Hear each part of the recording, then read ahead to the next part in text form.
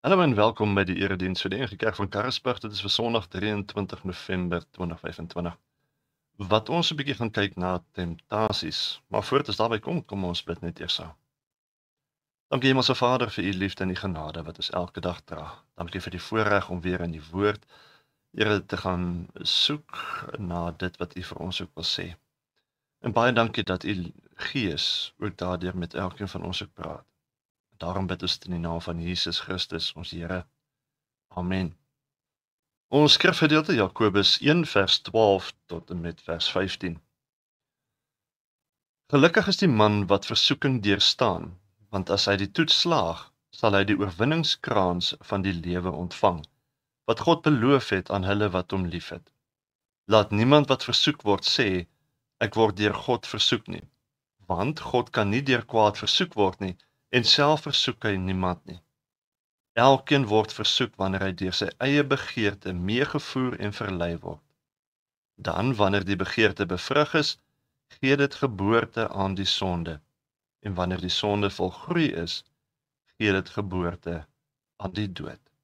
Ons lees dan tot sover. Nou die opskrif van hierdie gedeelte verduidelik dit wat ek vandag gaan oor praat, beproewing en versoeking. Maar ons kan net sowel ook met 'n ander woord, enkele woord hier gebruik, naamlik temptasies. En sommer in die heel eerste verhaal in die Bybel vind ons temptasies, toe die slang na Eva toe gekom het en haar verlei het om van die vrug te eet. En daarna het Eva ook weer die temptasie na Adam toe gebring.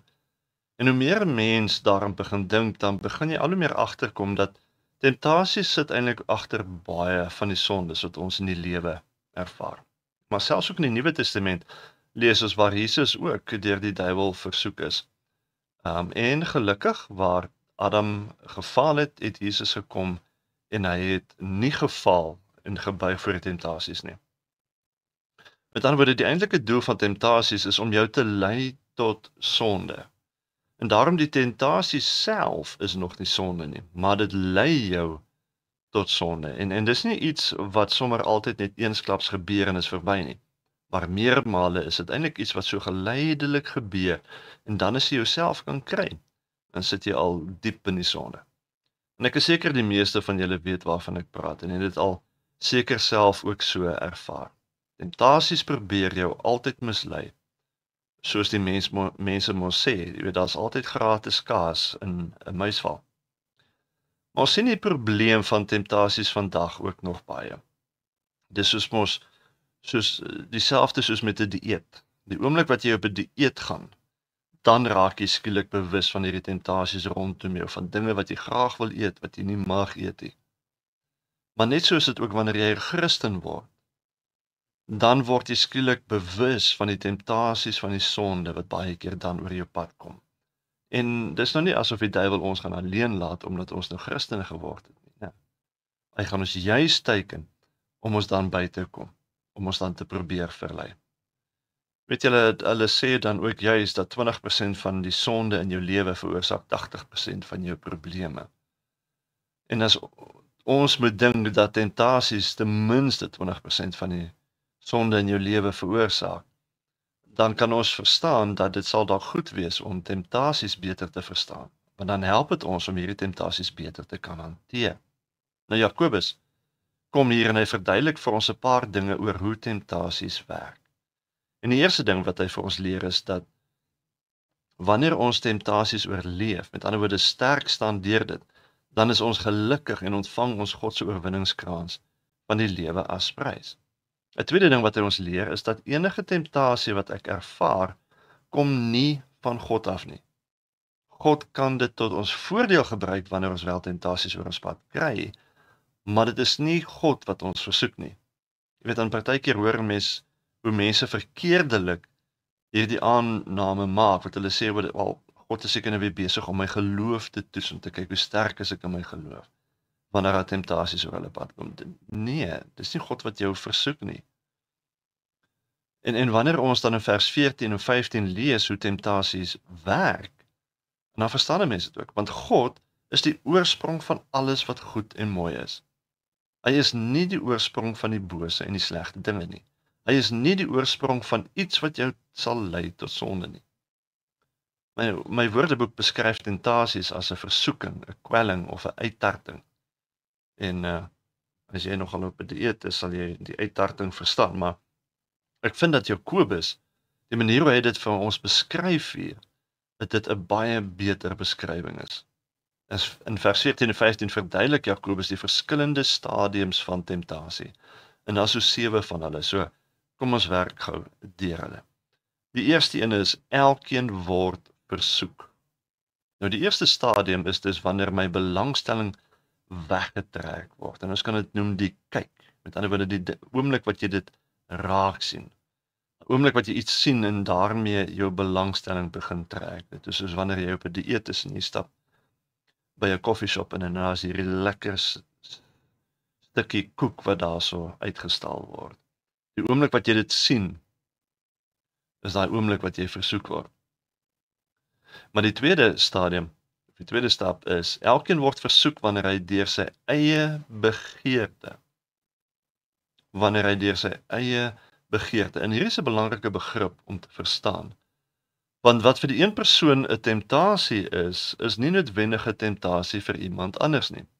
Want soos Jakobus dit hier beskryf, dit is deur jou eie begeerte. Iemand wat 'n boer is en sal instap by 'n restaurant, sal dalk 'n lekker groot stuk steak sien en dit sal vir hom 'n temptasie wees. Iemand wat 'n vegan is, sal instap en dit glad nie as 'n temptasie byvoorbeeld dalk ervaar of sien nie. Want jou begeertes is anders. Maar dis wanneer ek 'n begeerte daarvoor het, dat die volgende stap dan gebeur. Derde een is elkeen word versoek wanneer hy deur sy eie begeerte meegevoer en verlei word. Of soos die ou 53 vertaling gesê het, weggesleep word.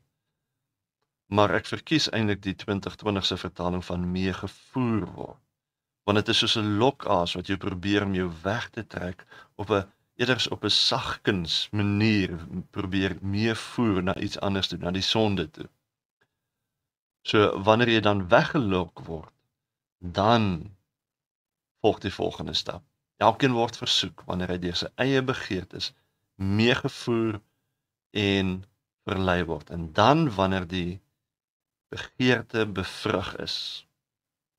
En dit is met ander woorde wanneer jy besluit om aandag te gee aan hierdie temptasie. Dis met ander woorde wanneer jy besluit om in te gee. Dis wanneer jy daai besluit maak in jou kop. Jy laat toe dat dit bevrug word. En iets wat bevrug word, groei dan. Jy gee aandag daaraan, jy aanvaar dit in jou gedagtes en dan begin dit groei binne in jou. So eers sien jy dit en dan begeer jy dit en dit lok jou dan verder uit. En dan besluit jy om in jou gedagtes al aandag daaraan te gee. En as ons vir Jesus reg verstaan, dan wanneer hy sê, dat selfs al het jy nog dit in jou gedagtes oorspel byvoorbeeld gepleeg met 'n vrou, dan het jy al gesondig. En dis met ander woorde op hierdie stadium wat jy met ander woorde al oorgegee het aan sonde. Jy het dit nog nie uitgevoer nie. Jy het nog nie oorgegaan tot 'n daad nie, maar in jou gedagtes. En daar was jy al reeds in die sonde. Maar dan volg die 5de stap. Elkeen word versoek wanneer hy deur sy eie begeerte meegevoer en verlei word. Dan wanneer die begeerte bevrug is, gee dit geboorte aan die sonde. Dit gee geboorte aan die sonde. Met ander woorde, jy doen dan die sonde. Jy begin dan uiting te gee aan hierdie begeerte wat binne jou gegroei het. So 'n daad van sonde word dan daar gebore. En dit sien 'n mens, hierdie stap is so duidelik byvoorbeeld in buiteegtelike verhoudings, né? Jy sien die persoon raak. En omdat dit dalk 'n leemte binne in jou is as gevolg van wat ook al, het jy hierdie begeerte wat jy dan in jou het na iets, en wanneer jy die persoon sien en hulle tree op 'n sekere manier teenoor jou op, dan trek dit jou aan. Dit lok jou aan. En dan wanneer jy met ander woorde aandag daaraan begin gee en dit toelaat binne in jou gedagtes, wat jy begin dink, maar hoe sal dit wees saam met hierdie persoon as ons dit of dit of dit doen? En dan wanneer daardie begeertes bevrug is, gee dit geboorte aan die sonde, want dan begin jy oorgaan na dade wat jy dit fisies begin om met daai persoon 'n verhouding aan te knoop. Maar dis nie soos wat baie mense dink die laaste stap nie. Want, soos Jakobus vir ons verduidelik, daar's nog 2 stadiums wat daarop volg. Elkeen word versoek wanneer hy deur sy eie begeerte meegevoer en verlei word.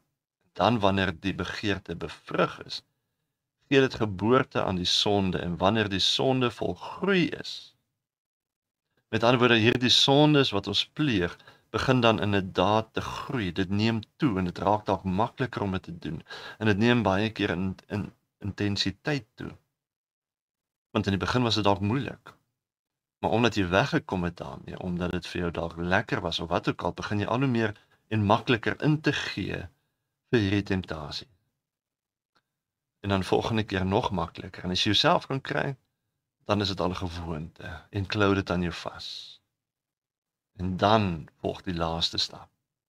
Elkeen word versoek wanneer hy deur sy eie begeerte meegevoer en verlei word. En dan wanneer die begeerte bevrug is, gee dit geboorte aan die sonde. En wanneer die sonde volgroei is, gee dit geboorte aan die dood.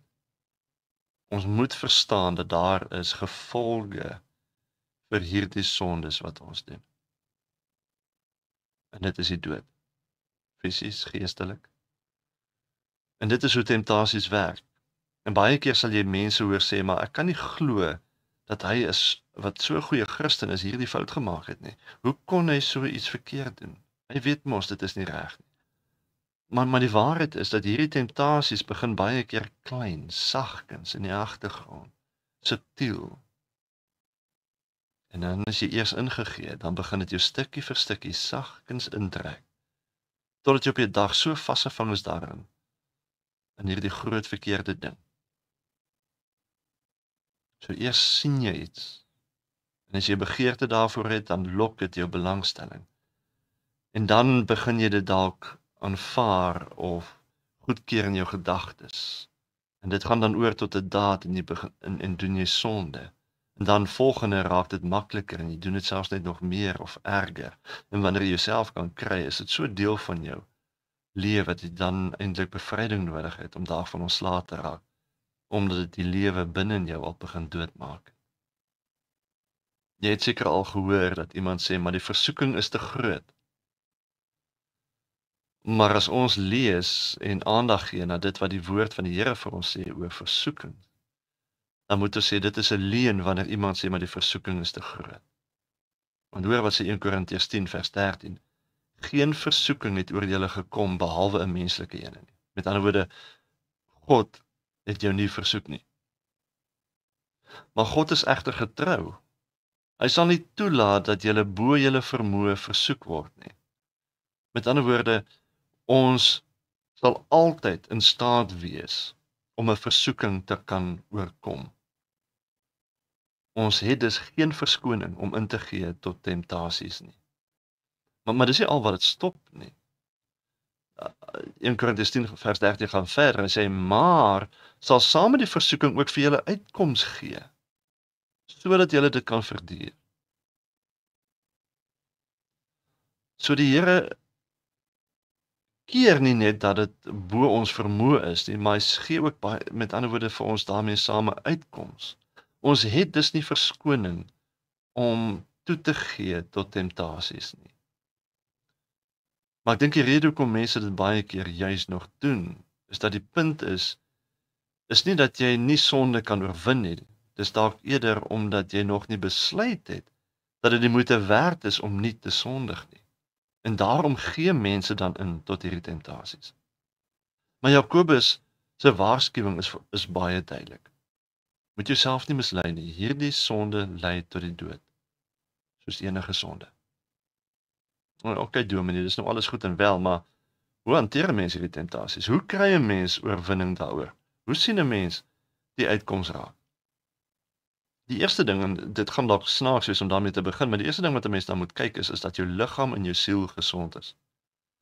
Want as dit nie gesond is nie, is dit baie makliker en is 'n mens dan meer geneig om dan in te gee tot temptasies. Byvoorbeeld, is jy fisies uitgebrand of moeg, is jy emosioneel dalk af, dwaal jou gedagtes gereeld rond. Is jy geestelik vervul deur die Heilige Gees of nie? Is jy geografies alleen of ver van jou mense af?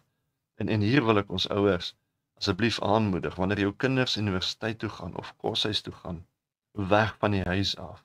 Hulle is geografies weg van hulle ondersteuningsnetwerk af. Maak ekstra moeite om vir hulle leiding te gee, want temptasies gaan daar oor hulle pad wees. Baie temptasies. Dan voel jy dalk ook persoonlik onseker of onveilig, is jy dalk binne in jou hooploos en hartseer, is jy nie geheim dalk kwaad of bitter vir iets of iemand, is jy dalk diep seer gemaak. Al hierdie dinge in jou liggaam en in jou siel kan veroorsaak dat jy dan makliker kan ingee tot temptasies. En al hierdie dinge het in ons lewens 'n manier om ons weerstand teen temptasies af te breek. So maak seker dat jy by God uitkom of met iemand praat, net sodat jy dalk hierdie dinge in jou lewe kan uitsorteer. En die tweede ding is dat 'n mens die patrone van temptasies moet breek. Draai weg van die temptasies af. Gaan sit en skryf 'n bietjie neer, maak vir jou 'n lysie. Wanneer gedurende die week doen jy hierdie sonde die meeste? Watter tyd van die dag word jy dalk die meeste versoek? Of waar word jy die meeste versoek? Wie is naby jou wanneer jy gewoonlik versoek word? Of watter tipe sondes word jy die meeste versoek om te doen? En dan as jy hierdie dinge eerlik met jouself gaan antwoord, dan begin jy besef dat daar eintlik 'n patroon is wat hierdie tentasies waaraan hulle na jou toe kom. Ek gee 'n eenvoudige voorbeeld. As jy byvoorbeeld, wanneer jy by 'n bottelstore instap, 'n groot tentasie ervaar om ekstra drank te koop sodat jy self kan dronk drink, dan is dit mos nou eenvoudig om die patroon raak te sien dat die tentasie is op sy grootste wanneer jy binne 'n bottelstore is. So, sny dit uit. Moenie by 'n bottelstore ingaan nie, want dan sal die tentasie nie so erg wees wanneer jy daar is nie, want jy is nie daar nie. Sny dit uit, breek die patrone. Dit is belangrik om tentasies te kan oorwin. Die derde ding wat 'n mens ook moet doen, is om jouself te oefen in jou heiligheid. En dis presies wat ek hier bedoel. Lees en oordink en doen dit wat die Bybel sê. Bid en loof die Here persoonlik. Wy jouself toe aan Jesus Christus. Dit is belangrik. Ons as mens, ons kan nie die sonde oorwin nie. Ons het Jesus Christus nodig. Wy jouself aan hom toe. Maak jouself skoon, of laat God jou van binne af skoon maak en streef dan na heiligheid. Maar wees ook verantwoordbaar teenoor die kerk en ander Christene. En dit is 'n belangrike stap hier. Jy kry vir jou 'n mentor, of praat met jou dominee, of wie ook al, jou ouers dalk. Iemand vir wie jy ontzag het wanneer dit kom by die Christelike standaarde en waardes. Maar wees verantwoordbaar teenoor hulle. Begin dink volgens God se gedagtes en leef in die Heilige Gees. En daarom gee tyd en moeite om die Here te dien. Wanneer 'n mens so besig is om die Here te dien, dan is daar minder tyd vir die temptasies. Het jy al gehoor van die ledigheid, die duiwel se oorkussing byvoorbeeld? Nou, dis iets in daai lyn. En vra vir die Here om jou te gee dit wat jy nodig het, juis vir 'n oorwinning oor temptasies. Die Here nooi ons uit in sy woord. As jy iets kort kom, vra dit van my en hy sal dit vir ons gee. En dit is alles dinge wat ek moet doen in my strewe om soos Jesus te wees.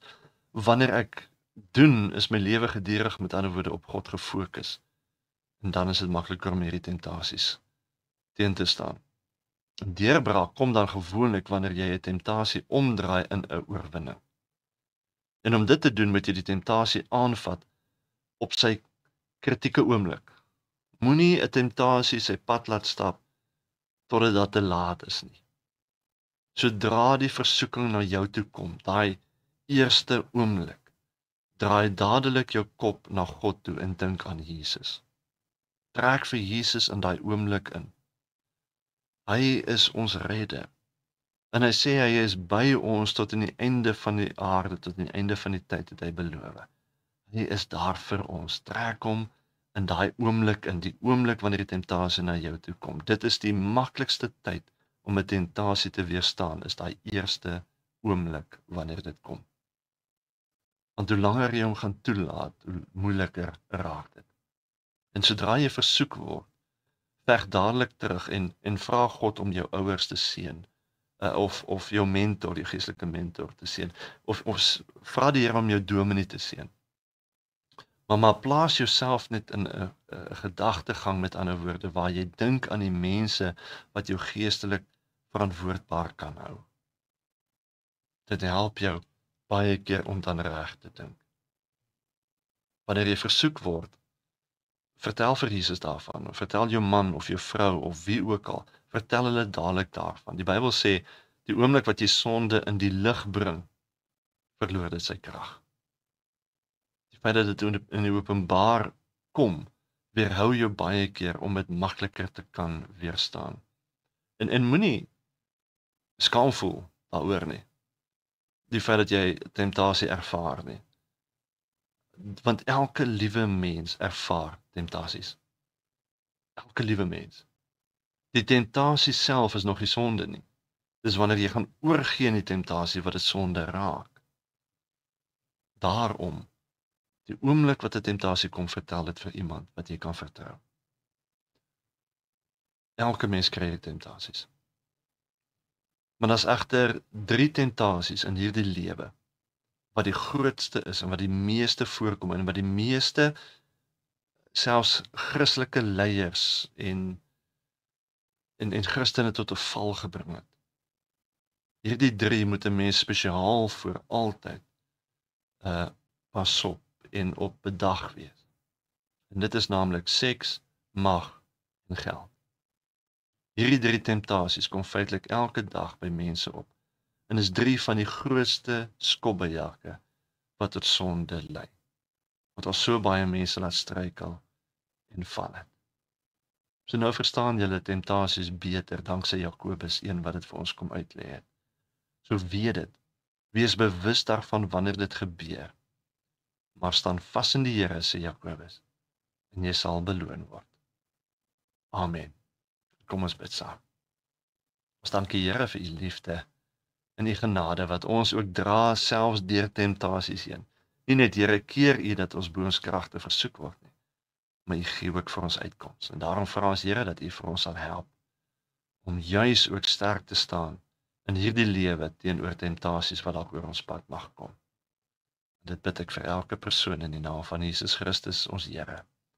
Amen. Ontvang dan ook die seën van die Here.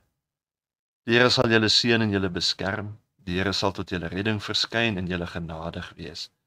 Die Here sal julle gebede verhoor en in julle sy vrede gee, ook deur die temptasies heen. Amen.